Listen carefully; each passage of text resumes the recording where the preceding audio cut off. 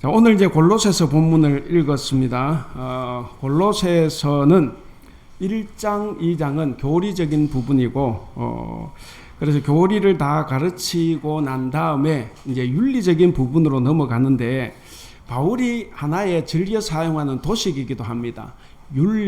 교리와 윤리. 그래서 1장, 2장에서 이제 교리를 말씀했으니까 이제 3장, 4장은 기독교 윤리를 제시합니다. 교리 부분은 이제 서술형으로 되어가 있어요. 그걸 서술형이라 그러고, 윤리 부분은 명령형으로 되어 있습니다. 그건 이제 과제예요. 우리가 어떻게 살아가야 되느냐 이제 하는 건데, 그래서 이 윤리 부분에서 교리 부분에서 윤리로 넘어갈 때 항상 그러므로라는 말을 사용을 합니다. 그러니까 이 그러므로라는 것은 앞에 교리 부분과 그 윤리 부분을 연결해 주는 바울의 아주 전형적인 연결입니다. 혹시 그 말씀들이 있으면 보시면 로마서 12장도 마찬가지야. 11장까지 교리를 이야기하고 12장 윤리 부분을 넘어가면서 그러므로 그렇게 이야기합니다. 또 갈라디아서도 마찬가지입니다. 그 다음에 또 보면 에베소서도 마찬가지입니다. 그러므로 하면서 윤리로 넘어갑니다. 그리고 빌립보서도 마찬가지입니다. 빌립보서도 4장 1절에 그 교리를 이야기한 다음에 윤리 부분을 이야기할 때는 그러므로 하면서 이제 시작을 합니다. 자, 그러면 왜 바울은 이 윤리적인 교훈을 말하기 전에 그러므로라는 연결어를 사용했을까 하는 거죠. 이것은 뭐냐면 교리와 윤리는 떨어뜨릴 수 없는 하나다 하는 것을 나타내 줍니다. 우리 한국교회는 대체로 믿음과 삶을 분리를 했습니다. 그래서 구원은 믿음으로 가는 것이지 행위로 가는 것이 아니다. 이제 이런 식으로 자꾸 이야기를 해서 우리가 사실 신앙생활을 우리 한국 개신교회는 잘 하지를 못해 왔습니다. 그런데 여기서 이제 바울의 논리를 보면 믿음과 행함, 신앙과 윤리, 그리고 말씀과 삶은 절대로 별개의 것이 아니에요. 반드시 하나가 돼야 합니다. 예를 들어서 어떤 존재가 이 존재가 어떠어떠하다라고 서술형으로 말하면 그 안에는 명령형이 들어있습니다. 그 명령형은 뭐냐면 그러면 그 어떤 존재가 어떠어떠해야 한다 하는 거죠. 그래서 이제 행실이 나와야 돼요. 그러니까 예를 들면 이 동물은 초식 동물이다. 이건 서술형입니다. 이 서술형 속의 명령은 뭡니까? 그러므로 이 초식 동물은 풀만 먹어야 된다. 풀만 먹으라 하는 겁니다. 전에도 말씀을 드렸는데 하나님은 사랑이시다 이렇게 하면 뭡니까? 이건 서술형이에요. 그 속에 명령이 뭐가 들어있습니까? 우리는 그 서술형 문장을 보면 바로 깨우쳐야 됩니다. 우리가 이웃을 사랑하며 살아야 되는구나 이거예요. 하나님은 거룩하시다 서술형으로 말을 하면 우리는 그 말을 볼 때 우리는 거룩하게 살아야 되는구나 하는 것을 우리가 자동 알아야 된다 하는 거죠. 그래서 성경에 기록된 진리에 대한 모든 서술은 그 성도를 향한 명령이 들어있다 하는 것을 우리가 꼭 기억을 해야 됩니다. 모든 말씀 속에서 우리는 하나님의 명령을 찾아낼 수 있는 지혜, 바로 그 사람이 그 말씀대로 살 때 참다운 그리스도, 온전한 성도가 될 수 있습니다. 자, 근데 이제 문제가 항상 오늘 우리 자신들을 보면 문제가 뭐냐면 교회에서 말씀을 배울 때 그리고 설교를 들을 때 이때와 세상에서 살아가는 모습이 너무 다르다 하는 거죠. 교회에서는 정말 거룩한데 교회에서는 정말 열심히 예배하고 기도하고 찬양할 때 울고 하는데 근데 세상에 나가서 사는 삶을 보면 그런 삶이 아니다 하는 거죠.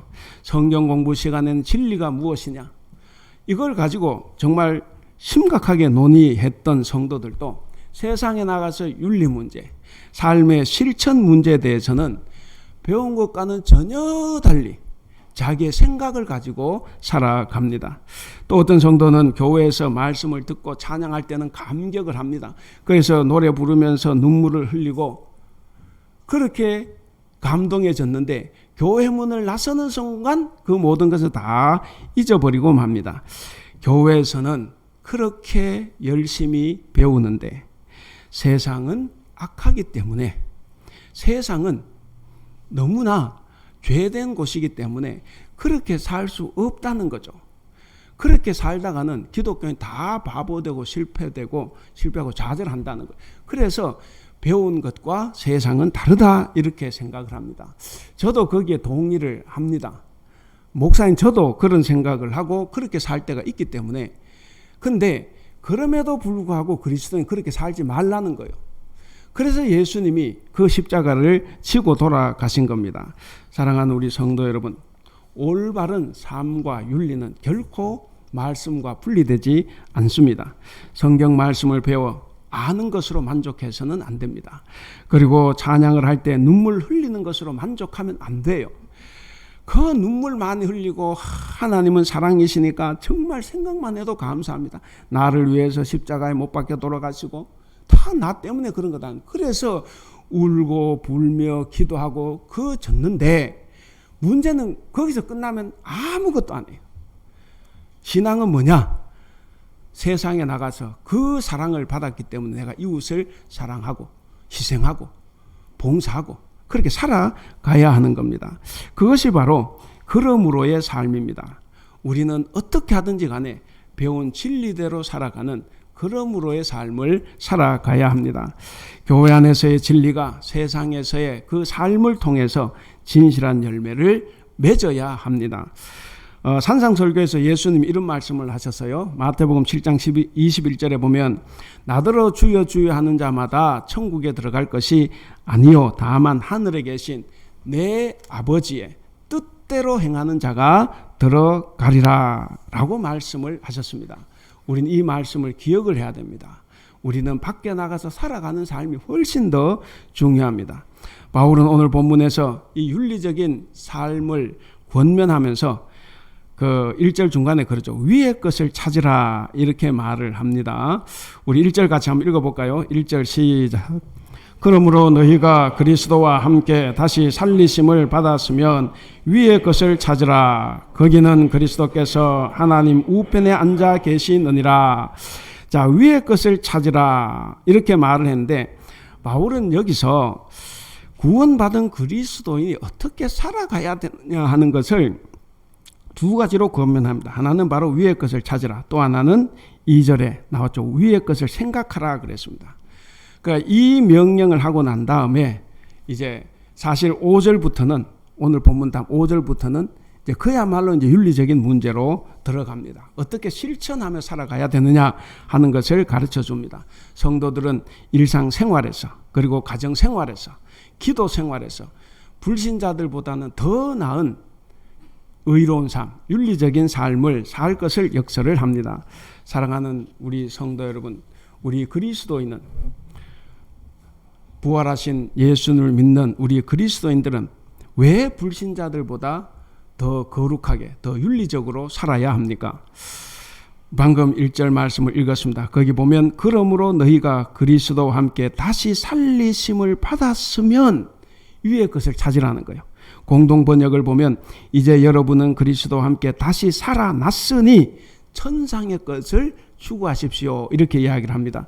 그러니까 다시 살리심을 받았다. 이미 우리는 부활한 거예요. 예수님만 부활한 것이 아니라 예수님이 부활하실 때 우리도 이미 부활을 했습니다. 그래서 우리에게 이미 부활이 주어졌다는 말씀이에요. 그래서 우리는 죽었다가 살아난 사람들입니다. 곧 다시 말하면 우리는 다 부활의 사람들입니다. 자, 그래서 부활은 예수님에게만 일어난 것이 아니라는 거예요. 예수님에게만 일어난 것이 아니라 오늘 우리에게도 이미 부활이 주어졌습니다. 예수님 그처럼 우리도 죄와 사망의 음침한 골짜기 가운데서 누워 지내고 있다가 죽었다가 우리가 예수님에서 새로운 생명의 빛으로 다시 살아난 겁니다. 부활했다는 거예요. 그러므로 우리 그리스도인들은 우리의 삶으로 예수님이 부활하셨다는 것을 증거해야 됩니다. 우린 말로도 증거하지만 우리의 삶을 보고 사람들이 저 사람은 정말 부활의 예수 믿는구나 알아야 된다는 거예요. 동시에 우리는 부활의 삶을 꼭 그렇게 살아가야 됩니다. 그러므로 그리스도인들은 아직은 땅에 살고 있어요. 제가 좀 자주 말씀드렸는데 이미와 아직이 굉장히 중요합니다. 우리는 이미 구원을 받았고 부활의 몸으로 살지만 근데 아직 땅에서 살고 있어요. 땅에서 살고 있으면서 우리는 하나님을 잘 섬기겠다는 각오와 그리고 하나님 말씀을 잘 지키겠다는 그 마음을 가지고 하나님의 영광만을 살 수 있는 그러한 새로운 인간으로 태어난 것입니다. 그래서 이제는 과거에는 부도덕하고 비윤리적인 삶을 살았다고 하면 이제부터는 달라져야 합니다. 왜? 그리스도가 부활했듯이 우리도 옛 사람은 십자가에서 다 버리고 그리스도와 함께 매장되고 이제는 새 사람으로 다시 살아난 겁니다. 그렇기 때문에 우리는 한 차원 높은 세상 윤리보다 더 높은 저 하늘나라의 윤리를 우리가 실천하며 살아가야 합니다. 따라서 부활은 어떤 것이냐? 부활은 윤리적인 인간으로 탈바꿈 시켜 놓는 거예요. 그래서 우리는 세상 사람들보다 더 높은 윤리를 실천하며 살아가야 합니다. 자, 그렇다고 하면 이 부활한 사람들의 삶의 방식은 어떻게 해야 될까? 우리가 2절을 한번 읽어볼까요? 2절 시작. 위의 것을 생각하고 땅의 것을 생각하지 말라. 자, 부활한 사람은 위의 것을 추구하며 살아가는 사람입니다. 자, 여기서 위의 것은 뭡니까? 위의 것은 천상의 것, 하늘의 것, 영원한 것입니다. 눈에 보이지 않는 거예요. 땅의 것은 뭡니까? 유한한 것입니다. 이거는 눈에 보이는 거예요. 자, 그러니까 이 말씀은 언젠가 끝나버릴 유한한 것에 매여 살지 말라는 거예요. 땅의 것은 다 있다가도 없어지는 거고 죽을 때 가져갈 수 있는 게 아닙니다. 그렇기 때문에 그런 것에 매여 살지 말고 영원한 것, 눈에 보이지 않는 것을 추구하며 살아가라는 말씀입니다. 그러면 우리 그리스도인에게 가장 가치 있는 삶은 뭡니까? 권력입니까? 힘입니까? 자리입니까? 돈입니까? 다 아니라는 거예요. 가치 있는 삶은 없어질 것을 위해서 사는 것이 아니라 영원히 사라지지 않을 그 무엇을 가지고 살아가는 겁니다. 자, 또한 부활한 사람은 3절 말씀입니다. 보이지 않는 것을 믿는 사람입니다. 우리 3절 같이 읽을까요? 3절 시작. 이는 너희가 죽었고 너희 생명이 그리스도와 함께 하나님 안에 감추어졌음이라. 자, 거기 너희가 죽었다 그랬습니다. 그럼 도대체 우리가 뭘로 죽은 거예요? 당연히 땅의 것으로부터 죽은 겁니다. 땅의 것으로부터. 땅의 것만 생각하고 살던 삶이 죽었다 하는 겁니다. 그것이 이제는 다 죽었어요. 그래서 예수를 만나 눈에 보이는 땅의 것만 추구하며 살던 그 삶이 죽었으니까 이제 우리는 그리스도와 함께 다시 살아난 사람들입니다. 그런데 우리가 어떻게 부활한 그리스도처럼 살아가지 않을 수가 있겠습니까? 우리의 부활이 거기 보면 그렇게 이야기했죠. 그리스도와 함께 하나님 안에 감추어졌다 이렇게 표현을 합니다. 그러니까 우리가 부활한 건데 부활한 것처럼 안 보이는 것은 감추어졌다 이런 건데 여러분 감추어져 있으면 우리가 바로 볼 수 있습니까? 못 보죠. 보려고 해도 못 봅니다. 근데 그 안에 뭔가 있다는 건 알아요. 누에 고치 속에 여러분 뭐 있는지 알잖아요. 근데 보이진 않아요. 그저 그게 있다. 뭔가 꿈틀거리는 게 있겠죠. 그러니까 우리가 신앙생활을 제대로 하려면 눈에 보이는 것이 중요한 것이 아니고 우리 눈에 보이지 않아도 하나님 안에 감추어져 있는 부활의 신비가 거기 들어있다는 것을 우리가 알고 살아가는 겁니다.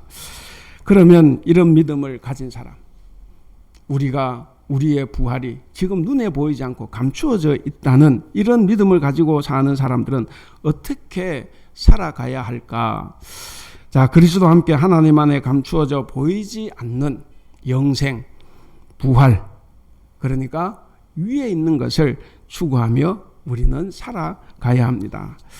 자, 이런 부활의 영광은 우리 눈에 잘 보이지 않습니다. 그러나 그리스도가 다시 오실 때, 재림하실 때 우리도 예수 그리스도와 함께 분명히 부활의 영광으로 다시 나타나게 됩니다. 우리 4절 같이 읽어볼까요? 4절 시작. 우리 생명이신 그리스도께서 나타나실 그때에 너희도 그와 함께 영광 중에 나타나리라. 예, 부활의 영생이 다 감추어져 있지만 그러나 예수님께서 재림하실 때 다 드러난다 하는 거죠. 그러니까 여러분, 우리가 신앙생활하면서 눈에 보이지 않고 결과가 우리 눈에 보이지 않는다고 해서 절대로 실망하지 말자는 거예요. 우리 그리스도인은 눈에 보이는 것으로 살아가는 것이 아니라 눈에 보이지 않는 것을 소망으로 삼고 살아가는 사람들입니다. 예수님께서 요한복음 20장 29절에서 그런 말씀을 하셨죠. 보고 믿는 자보다 보지 않고 믿는 자가 더 복되다. 오늘 이제 병행 본문 제가 칸이 너무 좁아서 구약의 말씀을 예레미야 말씀만 적었지만 원래는 사도행전 말씀도 동시에 주어집니다. 사도행전 10장 34절에 베드로가 이런 말을 했어요. 내가 참으로 하나님은 사람의 외모를 보지 아니하신 것을 알았다 이거죠. 자, 여기 이 말씀을 통해서 보면 땅의 것은 뭡니까? 눈에 보이는 외모를 보는 거예요. 그것으로 판단하는 거죠. 위의 것은 뭡니까? 눈에 보이지 않는 중심을 보는 거예요. 그래서 우리는 안목을 좀 높여야 됩니다. 겉으로 드러나는 것만 보지 않기를 바랍니다.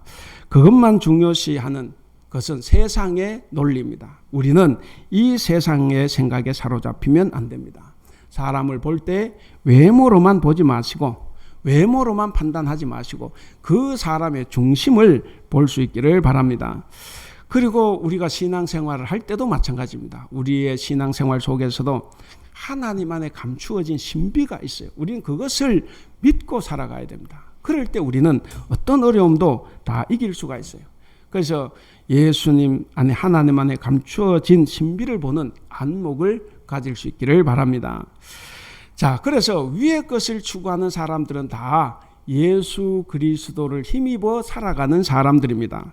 그런데 땅의 것만 보고 사는 사람들은 자신의 힘만 바라봅니다. 그리고 사람들을 의지합니다. 사람의 수를 의지합니다. 세상의 가치인 만몬, 돈을 의지하려고 합니다. 땅의 것이 필요 없는 것은 아니에요. 반드시 필요하죠. 그런데 우리가 꼭 기억해야 될 것이 있습니다. 그것이 전부가 아니라는 거예요. 땅의 것이 필요하지만 그것을 전부로 삼고 살아갈 수는 없습니다. 내 노력이 반드시 필요합니다. 내 노력이 필요하지 않은 것은 아니지만 그런데 우리가 꼭 알아야 되는 것, 하나님이 도와주신다는 것도 잊으면 안 됩니다. 하나님께서 우리를 도와주신다는 것도 우리는 꼭 기억을 해야 합니다. 사랑하는 우리 성도 여러분, 여러분의 삶을 위의 것을 추구하는 삶의 스타일로 변화시킬 수 있기를 바랍니다. 부활한 성도, 구원받은 성도는 하나님 안에서 새로운 삶을 살아가는 사람들이기 때문에 항상 위의 것, 하늘을 바라보며 살아야 합니다. 고린도후서 5장 17절 이런 말씀이죠. 그런즉 누구든지 그리스도 안에 있으면 새로운 피조물이라. 이전 것은 지나갔으니 보라 새 것이 되었도다. 자, 우리는 이제 새로운 피조물이 됐어요. 전혀 다른 사람이 됐습니다. 죽은 자가 아니라 부활한 자들입니다. 그렇기 때문에 더 이상 땅의 것에 마음을 두고 살아가면 안 됩니다. 땅의 것을 버려야 합니다. 우리는 성경에서 여러 사람들을 찾아볼 수 있는데 특별히 이렇게 삭개오라는 사람을 우리가 예로 들 수가 있겠습니다. 삭개오는 어떤 사람입니까? 세리장이에요. 세리도 아주 강한 힘, 부를 가지고 있는데 세리장, 세무소장이니까 얼마나 더 큰 돈을 가지고 착취를 했겠습니까? 자, 그런 세리장이고 부자였던 삭개오는 당연히 이웃으로부터 외면을 당합니다. 아예 공식적으로 사회에서 저놈은 죄인이라가 딱 되었기 때문에 그는 세리장으로서 다른 사람의 것을 빼앗고 속이고 착취하고 그렇게 살아온 사람이죠. 그렇게 자신의 이익을 위해서 목숨을 걸었던 사람, 바로 그 사람이 땅에 속한 사람입니다. 사욕과 악한 정욕과 우상 숭배와도 같은 그런 탐심으로 가득한 사람이었습니다. 이렇게 땅에 속해서 살아가던 이 삭개오였지만 어느 날 예수님께서 자기 동네 여리고를 지나가신다는 소리를 들었습니다. 그리고 자기 삶이 아마 회의를 하고 있는 가운데 그걸 끊지 못했는데 예수님이 지나가신다고 하니까 한번 예수님 한번 얼굴이라도 봐야 좋겠다. 그래서 키가 작고 사람들 사이 못 가니까 죄인이니까 그래서 옆에 돌 무화과, 옛날 우리가 무화과 나무 그랬는데 돌 무화과 나무 위에 올라갔습니다. 근데 예수님 그쪽으로 뚜벅뚜벅 걸어오셨어요. 그리고 만났습니다. 너무 반가워서 자기 집으로 초대를 합니다. 그래서 예수님을 자기 집으로 모셔갔습니다. 모셔가서 자기 집에서 대접을 하는 중에 사람들이 모여 있는데 그가 그런 이야기를 하죠. 이 사람은 분명히 예수님 만나기 전에는 이 재물과 같은 그런 땅의 것으로만 자기 속에 가득 채웠습니다. 근데 이 예수님을 만나고 난 다음에는 눈에 보이지 않는 위의 것을 마음에 채우기 시작했습니다. 그래서 사람들이 보는 가운데 예수님께 이런 말을 합니다. 주님, 제 재산의 절반을 가난한 사람들에게 주겠습니다. 그리고 내가 빼앗고 착취한 것이 있으면 내가 4배로 다 갚겠습니다. 여러분 그렇게 실천하면 이 삭개오는 알거지가 돼요. 그러니까 여러분 보시면 예수님을 만나기 전에는 그저 자신만을 위해서 모았습니다. 자기 자신만을 위해서 썼어요. 그런데 예수님 딱 만나고 나니까 남들을 위해 나눔을 실천하며 살겠다고 결단을 한 거예요. 그래서 예수님이 뭐라고 말씀하십니까? 누가복음 19장 9절에 보면 오늘 구원이 이 집에도 이르렀으니 이 사람도 아브라함의 자손이로다. 이렇게 이제 말씀을 하셨습니다. 그러니까 삭개오에게 그때 구원이 이른 거예요. 여러분, 삭개오가 예수님을 영접하고 집으로 초대했을 때 구원받은 게 아니에요. 우리가 예수님을 영접했다고 구원을 받는 것이 아니라 영접한 사람으로서의 삶을 살 때 구원이 우리에게 주어집니다. 그때 우리가 아브라함의 자손이 되는 거예요. 자, 그래서 이 사람은 땅의 것인 재물과 탐심을 다 버리고 위의 것을 마음에 채웠습니다. 그리고 예수님은 그를 구원받은 사람이라고 인정해 주셨습니다. 여러분, 저와 여러분은 그렇기 때문에 위의 것을 마음에 품어야 합니다. 예수를 만나서 구원받았다고 하면 더 이상 땅의 것이 아니라 위의 것을 우리는 채우며 살아가야 합니다. 우리도 다 삭개오처럼 변화된 삶을 살아가야 합니다. 우리 모두가 다 그런 삭개오처럼 살아갈 수 있기를 바랍니다. 자, 이제 말씀을 맺겠습니다. 사랑하는 우리 성도 여러분, 그리스도인이 이 세상의 가치, 땅의 가치를 추구하며 살아가서는 안 됩니다.